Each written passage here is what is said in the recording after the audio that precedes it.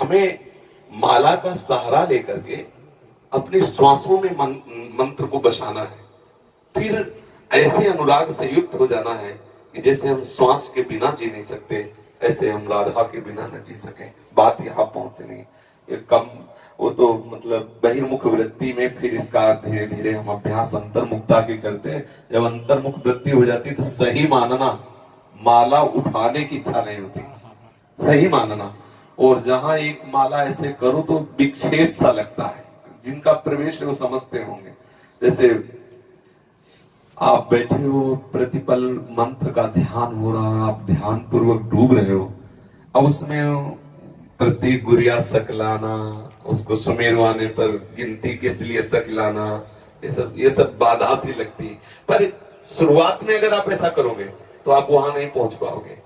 वहां तक पहुंचने के लिए ये सहयोगी है, मगर एक समय ऐसा आता है और ऐसा करना चाहिए। प्रत्येक साधक को कुछ समय तक बिना माला के मंत्राकार वृद्धि करने की चेष्टा करनी चाहिए। कभी आपका ये नासवान शरीर है, मान लो अंगुली टूट जाए, अंगूठा टूट जाए, ये नासवान है। अगर हमने केवल माला से अभ्यास किया तो हमारा भजन रुक जाएगा।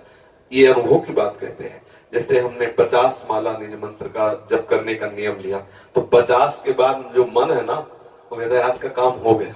वो अंदर से कहता है आज का काम हो गया, मतलब वो उस समय सावधानी से अलग होने लगता है। और जब हमें प्रतिपल उसका, अच्छा, जब हमारे हाथ में माला नहीं होगी तो हमें मंत्र चलाने में मुश्किल पड़ेगा और लगेगा माला चाहिए, क्योंकि अभ्यास आपने किया है। कई तरह का अभ्यास करके इसको मन को फंसाना चाहिए। जैसे मानो माला ही है तो हमें गिनती की जरूरत थोड़ी, ये माला चल तो रहा है, माला ही तो चल रहा है, अब बिल्कुल न गुरिया है न माला है। अरे इसको फंसाना ही तो है मन को, राधे श्याम राधे श्याम राधे श्याम। गणना में हमें किसी को बताना है क्या, राधे श्याम राधे श्याम। फिर धीरे धीरे इसको भी बंद कर दिया। आज्ञा चक्र में हम लिखते जाते हैं, बार बार नाम, बार बार नाम लिख रहे हैं। आंख खुला है तो बंद है तो बार बार नाम, एक एक मात्रा, एक एक अक्षर, उसमें हम डूब रहे हैं। अब देखो एकदम आपको एकदम रोमांच हो जाएगा, एकदम शीतलता है। जब मंत्र का तदाकार वृत्ति से 5 मिनट तदाकार हो जाए तो 24 घंटे के लिए बैटरी चार्ज। आप समझ लीजिए, ये मतलब अनुभव की 5 मिनट अगर डूब गए मंत्राकार वृत्ति में, कुछ याद नहीं रहा बाहर, तो 24 घंटे के लिए ऐसा आनंद दे देगा कि मंत्र अपने आप चलने लगेगा।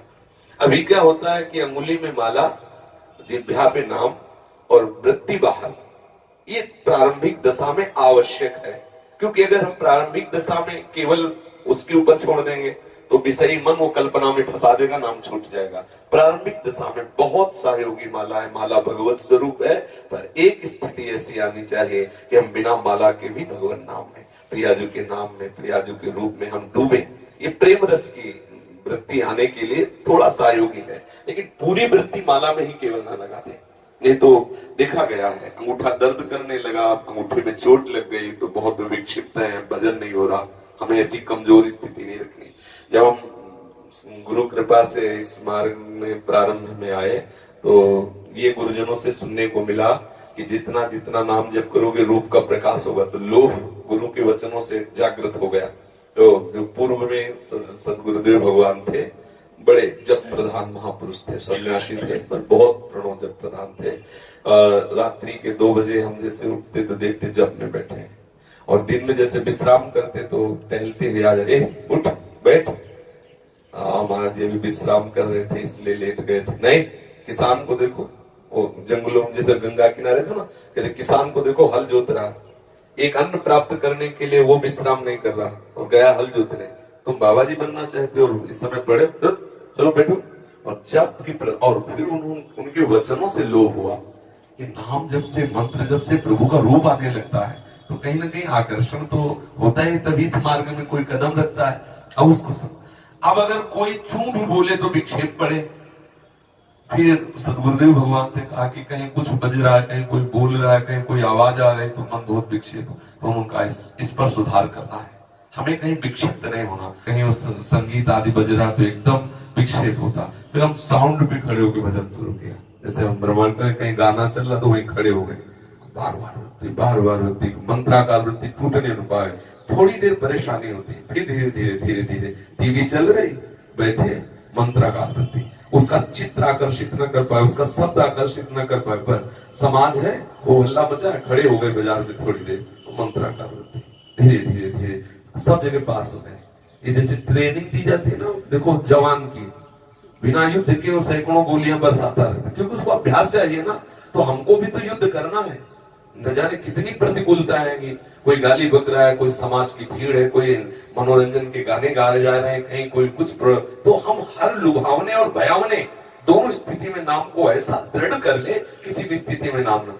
अब समस्या थी जैसे कोई आया तो बात कर रहा है तो बहुत अंदर जलन होती, ये कब जाए हम नाम, मतलब तो लगा कि ऐसे नहीं, इसका भी सुधार होना चाहिए। तो जैसे सामने वाला बोल रहा है, उसके चेहरे पर बार बार नाम का चित्रण कर रहे हैं, देखा वो समझ रहा है बाबा बहुत प्यार से देख रहे हैं, हम तो नहीं देख रहे हैं, अपना काम कर रहे हैं, और वो बार बार नाम उसके बीच में बोल दिया हाँ अच्छा, और फिर नाम को चला रहे, बड़ा आनंद आने लगा। आधा घंटा वो बात हुई, लेकिन अब आधा घंटा विस्मरण नहीं हुआ।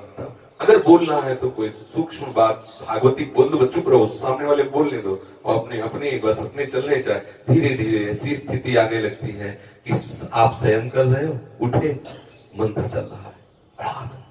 ये जो तंद्रा में भजन होता है ना, बहुत सुखद होता है। नाम सो रहे, नाम जग रहे, इस स्थिति का जो भजन बड़ा आह्लाद, ये वही समझते हैं जो अच्छे साधक भजन में लगे।